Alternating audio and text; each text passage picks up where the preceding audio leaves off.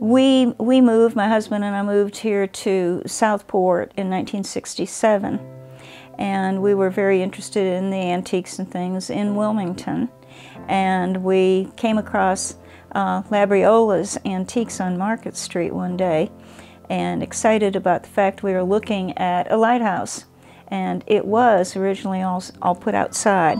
The whole lens section was just magnificent to see. And of course all we did was see it and think it was so wonderful, and then one day went into the old antique store and found that they had disassembled it. Bit by bit you were noticing there were not as many lenses out there. So went in to find out what was going on, and they were selling them. Well, of course I had to have one. And I think I paid something like $10. It could have been as little as $5. Beautiful, non-chipped, just a beautiful, beautiful lens. And at the time they were talking about it being bald head, and I knew different at that point, that it had to be Cape Fear, and it was. Inside they had the big, I don't know what to call it other than a bar of the lights, of the individual lights in it, and they were taking them out piece by piece and selling them. Even the big bullseye lenses. They told me about someone had bought a bullseye lens and used it for a coffee table, and it burned a hole right through the floor, through the carpeting and through the floor when the light hit it. So it still worked. It was a good piece. So anyway, little by little, the individual lenses were gone.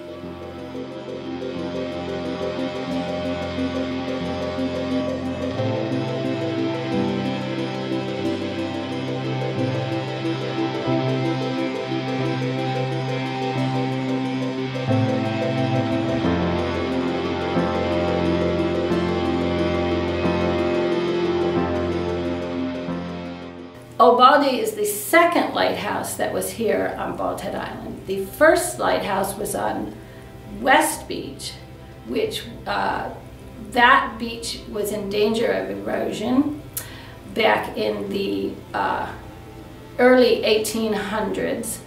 That lighthouse was not necessarily demolished, but taken down, and Old Baldy Lighthouse was built in 1817 to replace the first Bald Head Island lighthouse. Old Baldy is the second lighthouse on the island. The third one is the Cape Fear Lighthouse. Now, the Cape Fear Lighthouse was built in 1902, and it was demolished in 1958. In 1958, the Coast Guard basically imploded the Cape Fear Light Station because they had built the current one that works today, the Oak Island Station, and that's been functioning since 1958 and is very well distinguished by its black, gray, and white tower. The Cape Fear Light Station, the Captain Charlie's houses and its generator cottage are still remains, as well as the footers of the original light tower that was there. When the Cape Fear Lighthouse was demolished, the Coast Guard let the demolition contractor keep the first order Fresnel lens. Luckily, they did dismantle it, and from what we understand, it ended up in a warehouse in Wilmington, North Carolina. From there, it ended up with an antique dealer by the name of Mr. Labriola. Actually, the lens had had a rough life over the years. The antique store owner initially had built a cinder block base in Wilmington in front of his store outdoors that he put the lens base and then all the glass prisms on top of it, so it sat outside. He discovered fairly soon that people were using it for target practice, and so he dismantled all of the glass part of it and moved it inside to the shop, and it was from there that he sold off pieces. We're in the process of identifying all those stories, as well as identifying pieces of the lens, the prisms that may be out there that individuals may have acquired over the years as they visited Wilmington.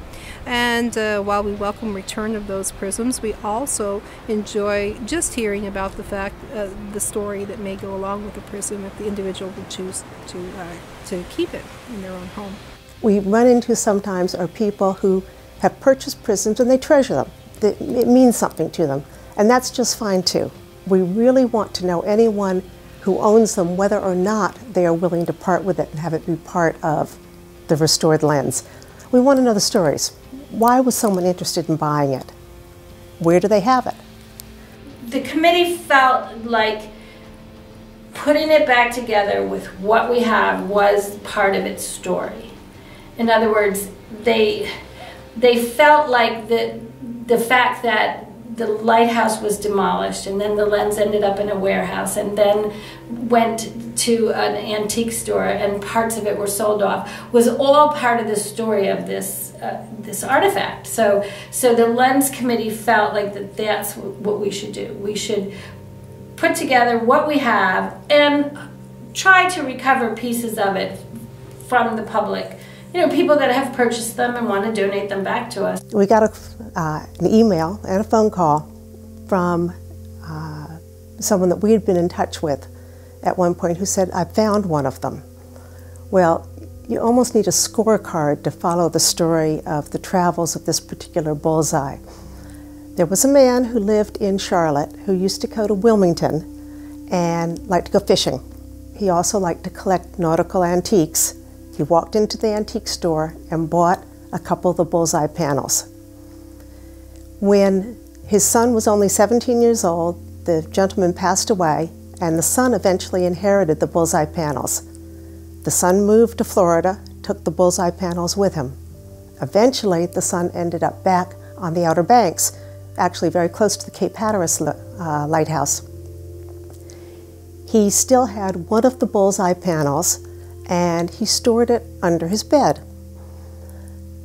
The woman who was our contact worked for him and was over at his house one day helping him and his wife spring cleaning, went under the bed and found the bullseye panel.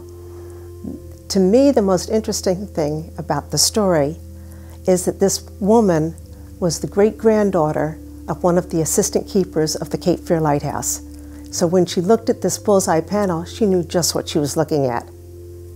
Turned to the owner and said, "Where'd you get this from?" Heard the whole story, and next thing we knew on Bald Head, they had contacted us.